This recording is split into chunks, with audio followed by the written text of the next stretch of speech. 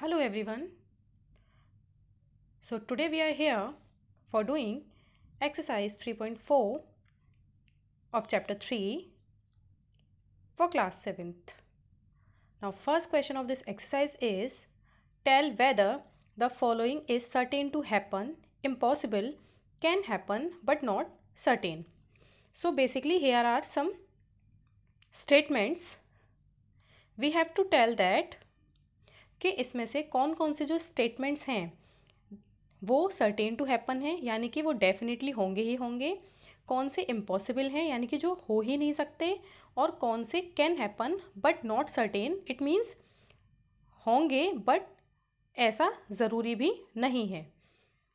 So basically हम इनको probability term में बोलते हैं इवेंट्स, कि कौन सी इवेंट्स सर्टेन टू हैपन है, कौन सी इम्पॉसिबल हैं और कौन सी can happen but not certain है. So first is you are older today than yesterday, कि आप आज कल से ज़्यादा ओल्डर होंगे, मीन्स बड़े होंगे. तो ये है हमारी फर्स्ट जो है that is certain to happen. And why? Because कल हमारी जो एज है, कल मीन्स येस्टरडे यानी कि जो बीता हुआ कल है, तो जो बीता हुआ कल है उससे आज में हमारी जो एज होगी वो एक दिन हमारी जो एज है वो एक दिन बढ़ जाएगी ना. इट मीन्स हम ग्रो अप करेंगे. तो इसलिए this is certain to happen that we are older today than yesterday. Now second is a tossed coin will land heads up.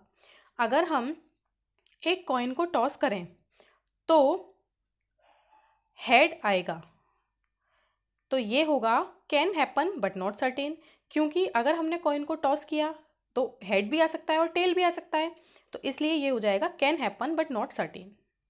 Now third is a die when tossed shall land up with 8 on top.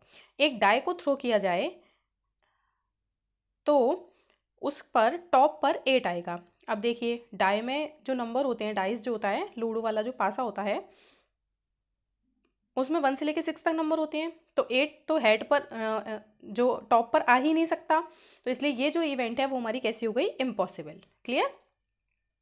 Now next is the next traffic light seen will be green. जो next traffic light है कोई भी वो green होगी. तो ये किस तरह की इवेंट होगी, तो ये होगी can happen but not certain. Fourth one is can happen but not certain because जो नेक्स्ट ट्रैफिक लाइट है वो येलो भी हो सकती है, ग्रीन भी हो सकती है एंड रेड भी हो सकती है. Okay. Now fifth is tomorrow will be a cloudy day. कल का जो आने वाला दिन है वो एक क्लाउडी डे होगा. ये कैसी इवेंट होगी, तो ये भी होगी can happen but not certain, क्योंकि कल का आने वाला दिन क्लाउडी हो भी सकता है और नहीं भी हो सकता है. तो इस तरह से हमने इसको डिक्टेट करना है. Now question number 2 is there are 6 marbles in a box with numbers from 1 to 6 marked on each of them. एक बॉक्स में 6 मार्बल्स रखे हुए हैं और उन मार्बल्स पर 1 से लेकर 6 तक नंबर्स लिखे हुए हैं. Now first is what is the probability of drawing a marble with number 2. अब हमें प्रोबेबिलिटी बतानी है कि अगर हमने उन मार्बल्स में से एक नंबर को रेंडमली चूज़ कर लिया, एक मार्बल को, तो उस मार्बल पर 2 लिखा होगा, इस बात की प्रोबेबिलिटी क्या होती है. तो बेसिकली प्रोबेबिलिटी होती क्या है, प्रोबेबिलिटी होती है किसी भी इवेंट के या किसी भी वर्क के होने की जो पॉसिबिलिटी होती है, कि उस वर्क के होने की जो पॉसिबिलिटी है वो कितनी है. तो प्रोबेबिलिटी के लिए बेसिकली हमारे पास जो फॉर्मूला होता है प्रोबेबिलिटी का वो होता है number of possible outcomes upon total outcomes. Okay. तो अब देखिए नंबर ऑफ पॉसिबल आउटकम्स का मतलब क्या हुआ, नंबर ऑफ पॉसिबल आउटकम्स का मतलब ये हुआ कि जो भी प्रोबेबिलिटी जिस कंडीशन की भी प्रोबेबिलिटी पूछी जाएगी आपसे क्वेश्चन में, तो उसके होने की जो पॉसिबिलिटी है वो कितनी है. और फिर हम ये देखते हैं टोटल आउटकम्स के लिए कि हमारे पास जो टोटल आउटकम्स है यानी कि जो जैसे यहाँ पर आप इस क्वेश्चन में देख सकते हैं कि यहाँ पर टोटल आउटकम्स की अगर हम बात करें तो देखिए यहाँ पर हैं 6 मार्बल्स हैं, उन पर 1 से लेके 6 तक के नंबर्स लिखे हुए हैं, तो देयर आर 6 मार्बल्स, तो जो टोटल आउटकम्स हुए वो कितने हुए, 6 हुए। क्लियर। तो इसको हमने इस तरह से यहाँ पर लिख लिया, तो आउटकम्स हमारे हो गए 1 2 3 4 5 6।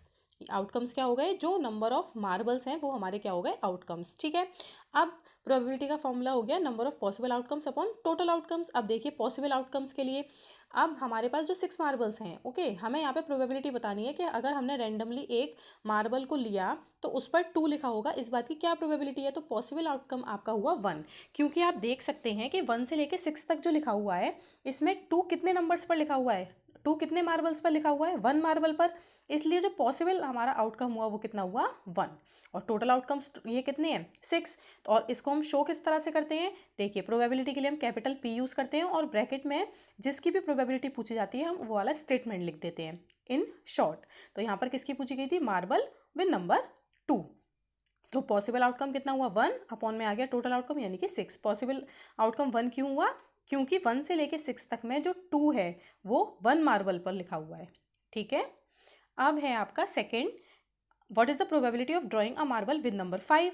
अब आपसे पूछा है कि इसकी प्रोबेबिलिटी क्या है कि जो मार्बल हम सेलेक्ट करेंगे या उठाएंगे उस पर 5 लिखा होगा। तो अब बताइए पॉसिबल आउटकम्स देखिए क्या हो जाएगा, पॉसिबल आउटकम्स हो जाएगा फिर से 1, क्योंकि इन सारे नंबर्स में से 5 कितने नंबर मार्बल पर लिखा हुआ है, 1 पर, तो इसलिए जो पॉसिबल आउटकम हो गया वो हो गया 1, और अपॉन में टोटल आउटकम्स तो कितने हैं, 6 ही हैं, तो इसकी भी प्रोबेबिलिटी कितनी हो गई, 1/6। और हम लिखेंगे किस तरह से, capital P marble with number 5।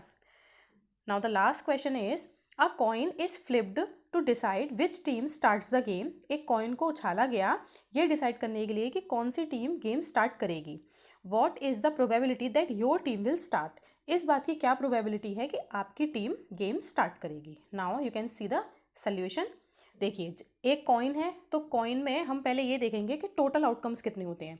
तो देखिए कॉइन में जो टोटल आउटकम्स होते हैं वो होते हैं 2। कौन कौन से, एक हेड एंड एक टेल।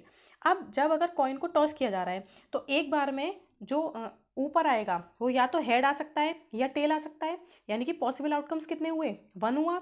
तो इसलिए यहाँ पर हम लिखेंगे पहले a coin has 2 outcomes as head and tail. अब प्रोबेबिलिटी हमें निकालनी है स्टार्टिंग ऑफ गेम, ओके, तो वो क्या हो जाएगी, क्योंकि पॉसिबल आउटकम क्या हो गया 1 और अपॉन में क्या आ जाएगा टोटल आउटकम यानी कि 2, तो प्रोबेबिलिटी हो जाएगी 1/2।